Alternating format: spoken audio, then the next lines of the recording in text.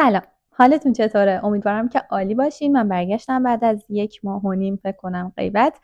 آخرین ویدیویی که گذاشتم ویدیو مهاجرت به هلند بود که توضیح دادم چجوری دانشگاه پیدا کنین، کلا هلند چجوری و فلان و اینا، که خب خیلی دوستش داشتین، خیلی کامنت گذاشتین، سوالای زیادی پرسیدین. منم سعی کردم تا جایی که میتونم جواب بدم. امیدوارم که مفید بوده باشه. امروز اومدم یکم راجع به سیستم آموزشی هلند صحبت کنم، که تو این 4 ماهی که من دارم اینجا درس میخونم چیا یاد گرفتم، یعنی چیا ازشون فهمیدم و بعد خرید مارکت هم برم انجام بدم. شیر و تخم مرغ و نون و اینا ندارم. داره بارون میاد و من همش منتظر بودم بارون قطع شه که برم، چون بعد با دوچرخه برم که بتونم وسیله ها رو بیارم، ولی بارون قطع نشد و دیگه باید تو همین بارون برم. حتما با من همراه باشید که اول یه تعریفایی بکنم و بعد با هم بریم مارکت و دیگه همین دیگه با من همراه باشید.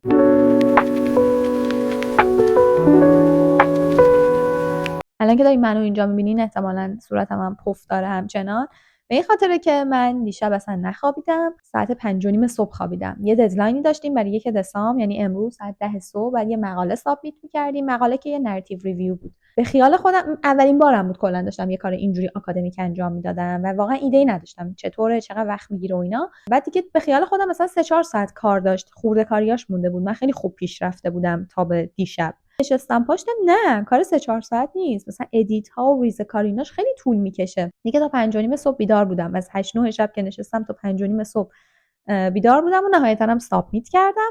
امیدوارم که حالا نمره خوبی ازش بگیرم. این ترم 2 تا درس دارم. یه درس که خب چی میگن ریتن اگزمه که اون 18 دسامبر، 18 روز دیگه بعد از امروز فردا شروع کنم واسش درس خوندن. این یکی درسی که داشتم 100% نمرش اینجوری تقسیم میشد. 30% یه پرکتیکال ریپورتی بود که بعد انجام میدادیم که اونو انجام دادیم تموم شد.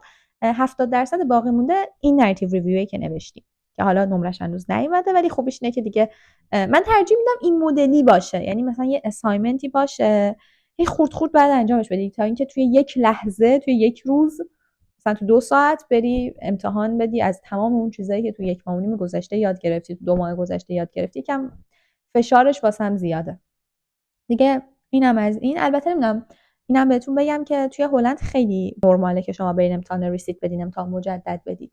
حالا چه نمرتون نمره اون مینیمم نمره نباشه و فیل بشید، میرین امتحان مجدد میدین. اینطوری نیستش که برین دوباره اون درس رو بردارید. حالا اگه امتحان مجدد دارم دوباره فیل چرا، ولی همیشه به شما یه فرصت دوباره داده میشه. پیش دوستام که مثلا تعریف می‌کردن گفتم ما تو ایران اینجوری نیستیم و اگه یه درسی رو بیفتی دیگه افتادی دیگه، بعد بری دوباره درس رو برداری. اینجوری بودن که چقدر سختگیر، چقدر استریکت این سیستم آموزشیتون. و من اینطوری بودم که آره ما فرصت دوباره ای نداریم. اینا حتی مثلا میتونن نیان سر جلسه امتحان، مثلا طرف کار داره اصلا نمیاد، میره همون ریسیتو مجددا میاد، یا اصلا طرف پاس میشه ولی دلش میخواد با نمره بهتری پاس شه، دوباره میاد ریسیتو شرکت میکنه. و من تا الان 4 تا درس رو گذروندم که یعنی 2 تا ترم پیش، 2 تا این ترم، یه دونه ترم بعدی دارم، یه دونه هم ترم بعدیش دارم و بعد دیگه 6 ماه دوم تحصیلم فقط 4-5 ماه بعد دوم تحصیلم دیگه فقط پروژه مستر و اینترنشیپ همه. کلا بخوام یه کلیتی بگم راجع به سیستم آموزشیشون، خیلی سیستم استودنت فرندلیه، یعنی سخته، خیلی سخته، مطالب سنگینه، حالا یه رشته‌ای شاید کمتر یه رشته‌ای بیشتر، ولی اگر عاشق درس خوندن باشی برات جذابه، برات دوست داشتنیه. سر کلاس رفتن، تیچینگ استایلشون بی‌نظیره. استادا واقعاً در تلاشن، در تکاپوان که یه دیزاین خوب واسه اون درس بهت ارائه بدن.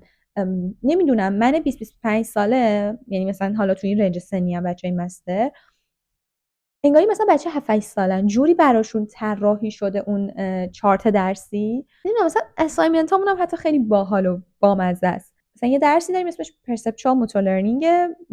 راجع به مثلا خیلی ساده بخوام بگم، اون ادراکیه که تو از مثلا چه می‌دونم بچه میخواد راه بره، خب چی میشه، چه سیستم هایی فعال میشه تو ذهنش، چه اتفاقا میفته، چه ادراکایی از محیط پیرامونش داره که مثلا شروع کنه راه رفتن.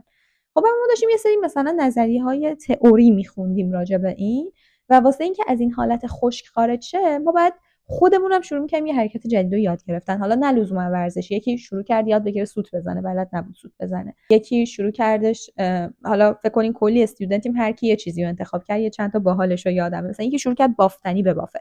من انتخابم این بود که بک بند، چی میگن، از حالت ایستاده پل بزنم.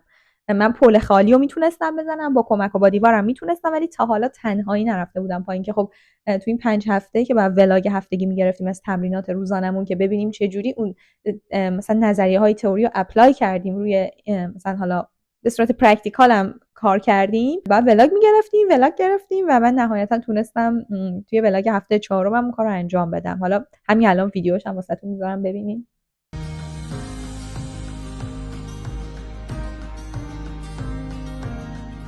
حس چیز داشتم، حس اینکه برین یه تبلیغ ببینیم برگردید. دیدین؟ تونستم. میدونم انعطافم خیلی خوب نیست، خیلی ایراد دارم، ولی خب به هر حال مهمه که انجامش دادم. کلا تو این 3-4 ماهی که دارم درس میخونم خیلی ناکامیا داشتم، خیلی جاها اونجوری که میخواستم نتیجه نگرفتم، ولی از اون طرف یه سری نتایجی رو هم گرفتم که اینجوری هم که yes I did. واقعا اون چیزایی که انجام دادی وقتی توجه میکنی بیش از اون چیزهایی که نتونستی انجام بدی، حس و حالت بهتر میشه. یعنی مثلا میبینم که تونستم این حرکت رو بزنم، من این مقاله رو تونستم سابمیتش بکنم، آقا من تونستم سینک ظرفشوییمو مثلا چاهش گرفته بود خالی کنم.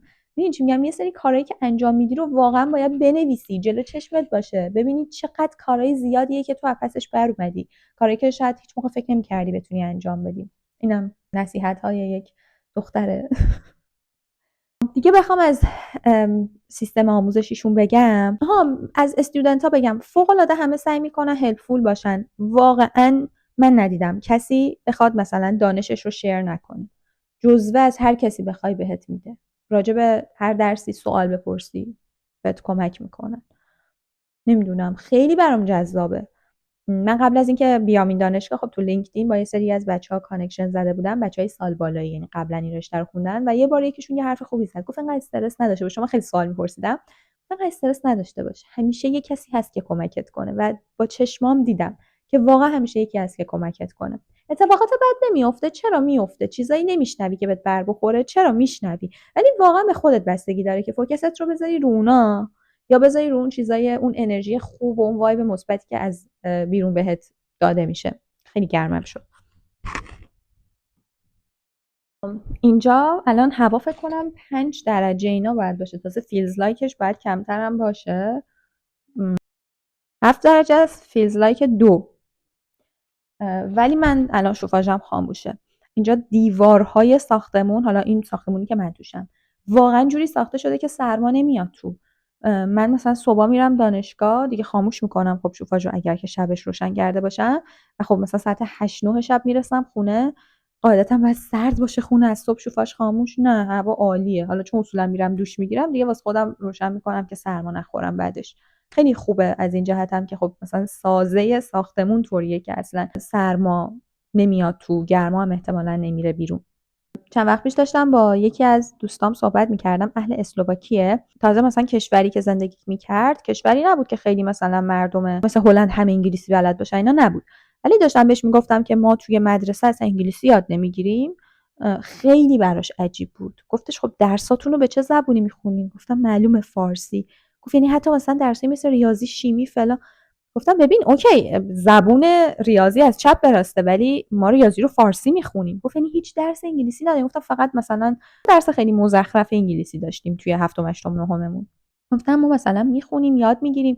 و گفت مثلا بعد از مدرسه دیگه واقعا آمادگی اینو داریم که بریم آیلتس بدیم، حالا نه که آیلتس 9 بگیریم، ولی اونقدر با زبان غریبه نیستیم، با انگلیسی غریبه نیستیم. حالا این رو من از یکی از دوستام که اسپانیا زندگی میکرد هم شنیده بودم توسط یک واسطه، ولی خب یعنی اسپانیایی که دیگه معروفن انگلیسی نمیتونن صحبت کنن هم میگفت ما تو مدرسه کامل انگلیسی یاد میگیریم. حالا مثلا مثل این که چه میدونم تو مدرسه ریاضی یاد میگیری ولی ریاضیت خوب نیست، ممکنه یکی مثلا، یعنی شاید اکثر اسپانیایی‌ها اینجوری باشن که آقا یاد میگیرن خوب نیست مثلا زبانشون، نمیدونم، ولی ما که هیچ یاد نمیگیریم. و گفتم مثلا خودم کلاس زبان اینا میرم، خیلی واسش جالب بود و گفت وای مثلا آفرین و اینا. داشتم بهش گفتم کجای کاری؟ ما مافیای آیس داریم، ما کلاس ها و دوره ها داریم. ماک رو که داشتم بهش توضیح، من نمی‌دونستم ماک یه چیزیه که من فقط تو ایران داریم. داشت گفت ماک چیه؟ گفتم ماک فلان، ما اصلا همچین چیزی نداریم. خلاصه اینم جالب بود. ولی کلا خیلی احساس میکنم که تو زمینه زبان انگلیسی ازشون عقب‌ترم. و من خیلی زبانم هم خوب نبود، من نمره زبانم 6.5 بود. بعد از کلی درس خوندن تازه شدم 6.5. خب خیلی میک سنس میکنه که کنار کسایی دارم درس میخونم که هلندیا که یه آماری هم اخیراً منتشر شده بود 93% هلندیا میتونن کامل انگلیسی صحبت بکنن و قطعا نصف بیشترشون جوری که من دارم میبینم، تازه شاید بیشتر از این آمارم باشه، اینو دارم همینجوری رو هوا میگم، واقعا مثل زبون مادریشون حرف میزنن انگلیسی و حالا کاری به این نداره. اینا کارشناسیشون هم انگلیسی خوندن. یعنی من فکر کن اولین روزی رفتم نشستم توی محیطی که دارن همه انگلیسی صحبت میکنن و اونی که 3 سال توی کارشناسی همه این درس‌ها رو به زبون انگلیسی خونده. قطعا یه فرقی باید باشه. کلا من خیلی عشق میکنم ایرانی رو میبینم که چقدر انگلیسیشون خوبه. مثلا تو توییتر بعضی وقتا میبینم و طرف مثلا آیلتس 8 و نیم، اینو واقعا آدم کرکوپرش میریزه و واقعا بهشون افتخار میکنم و خیلی همه انگلیسیشون خوبه. ولی خب امثال من توی این کلاس ها هستن و سخته واقعا. من نمیتونم بگم 100% مفاهیم رو میفهمم که هیچ، 70-80% هم نمیفهمم. 65-70% مثلا مطالب کلاس رو میفهمم، ولی باز ترجیح میدم که یه وایس ضبط شده داشته باشم که بعداً ترانسکریپتش رو هم بخونم.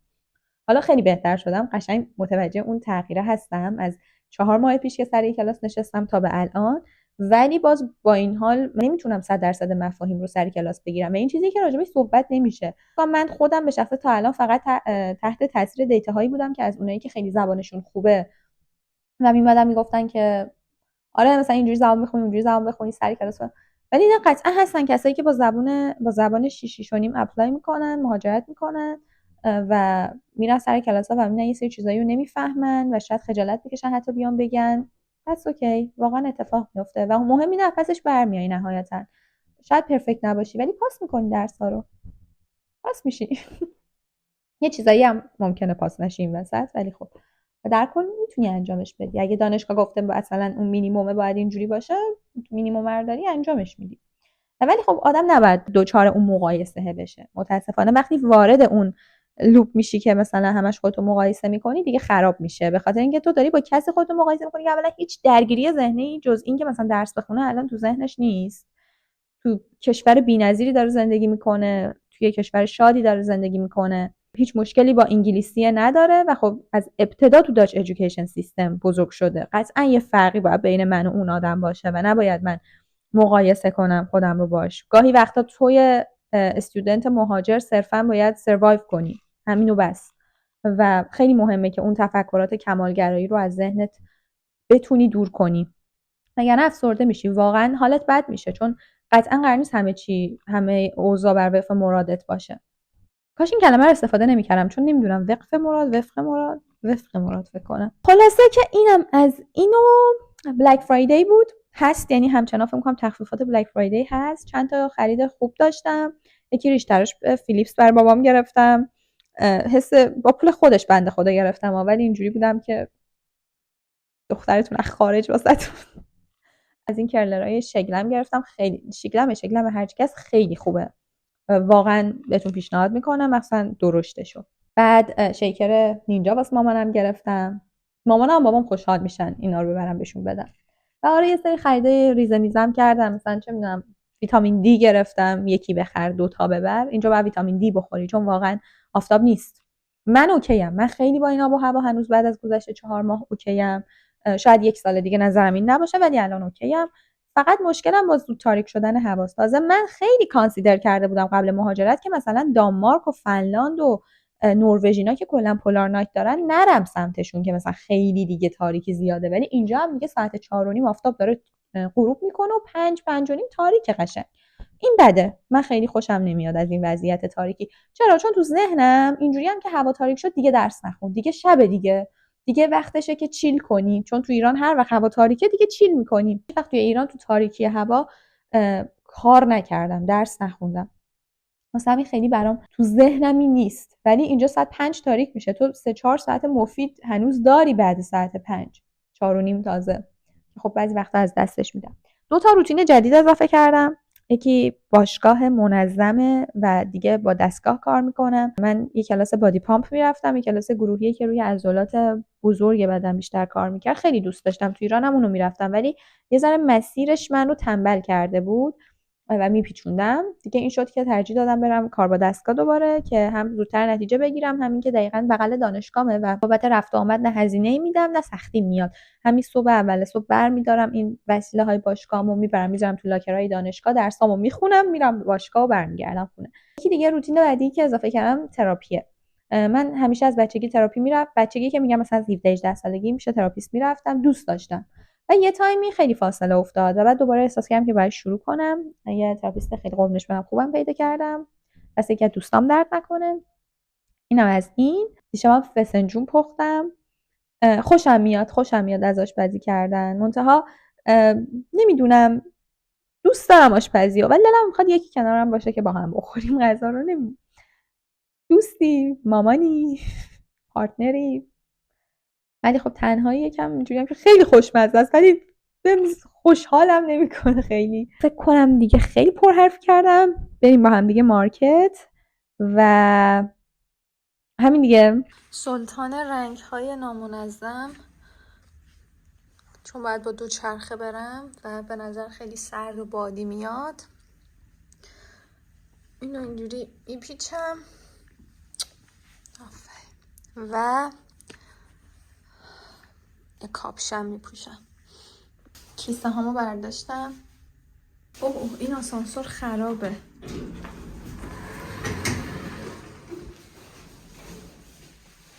این بعضی وقتا خراب میشه. حالا که من توش نیستم الان میره پایین.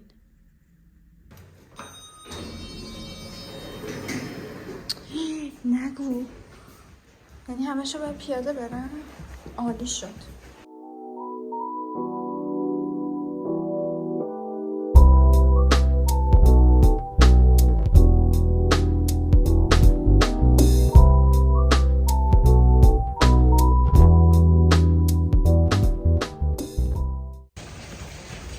خریدامو کردم. بریم به سمت دوچرخه، امیدوارم بارون نیومده باشه. خدا رو شکر هوا با هم یاری کرد، نه بارون اومد نه بادی زیادی هست. سلام، الان فردا شد. صبحونه بخورم برم دانشگاه. دیشب رفتم مارکت خریدامو کردم. امروز یه دونه کلاس دارم، بعدش احتمالاً بمونم دانشگاه درس بخونم و بعدش برم باشگاه. هوا یه نمه گرم شده دوباره. خیلی شال و کلاهی شده بودیم همه ولی الان میبینم 7 درجه است. 7 درجه‌ای که باد نیاد دیگه واقعا گرمه که یعنی لازم نیست 6 ساعت آدم لباس بپوشه. الان صبحونه بخورم 20 دقیقه وقت دارم. یه دستی به سر روم بکشم و با هم بریم دانشگاه.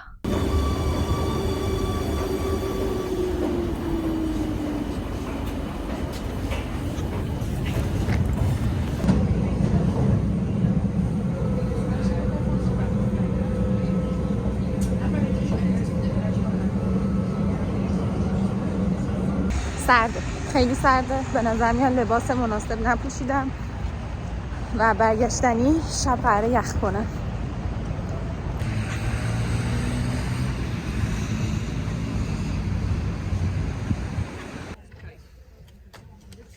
بسته توگو گرفتم. اینجوریه که یه پولی میدی مثلا در حد 2 یورو 3 یورو 4 یورو و بهت یه پک سورپرایزی میدن که تو نمیدونی توش چیه. دلیلش هم اینه که مثلا رستورانا و اینا نمیخوان دور ریز غذا داشته باشن. باقی مونده یعنی مثلا میدونی چی، غذاهایی که فروش نرفته اینا رو با قیمت پایین‌تر میفروشن که مجبور نشن صفاش خال بندازن. دیگه منم چند روز بود همش داشتم این نفسم بالا نمیاد، همش داشتم فسنجون میخوردم. گفتم یه توگو بگیرم ببینم چیه. حالا بهتون نشون میدم چیه. بریم ببینیم جایی پیدا میکنم بشینم.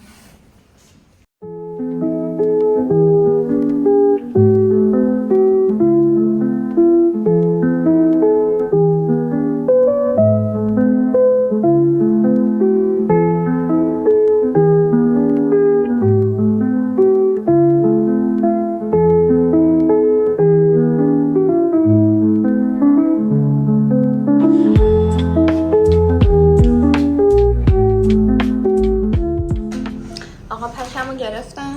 گوش دارم یه ساندویچ میبینم، یه آب میوه.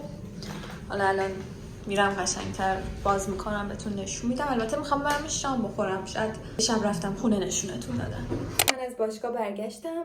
همیشه ساعتای مثلا 6 میرم باشگاه، بعد خلوت شده باشگاه دیگه، بعد نتونستم ویدیو بگیرم چون امروز زودتر رفتم. درسام کمتر نبود ولی کمتر درس خوندم، مثلا زودتر رفتم باشگاه و خیلی شلوغ بود و نمیتونستم ویدیو بگیرم. لباسم هم بوی ساندویچ میده. این ساندویچ یعنی کلا این پک سورپرایزمه که من 3 یورو گرفتمش و به هم یه ساندویچ دادن. حالا نمیدونم توش چیه، فکر میکنم گوشت و مرغ اینا نداره، مثلا پنیر و سیب زمینی و گوشت که خیلی خوبه.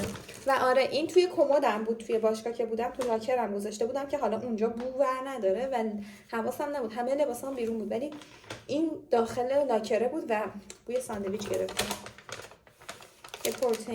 پروتئین بار نیست ولی از اینا یه دونه آب میوه، یه دونه قبلا از اینا داشتم، واسه نشونتون بدم. از آلمان اینو گرفته بودم، فکر کنم طعمشون هم حتی یه جوره.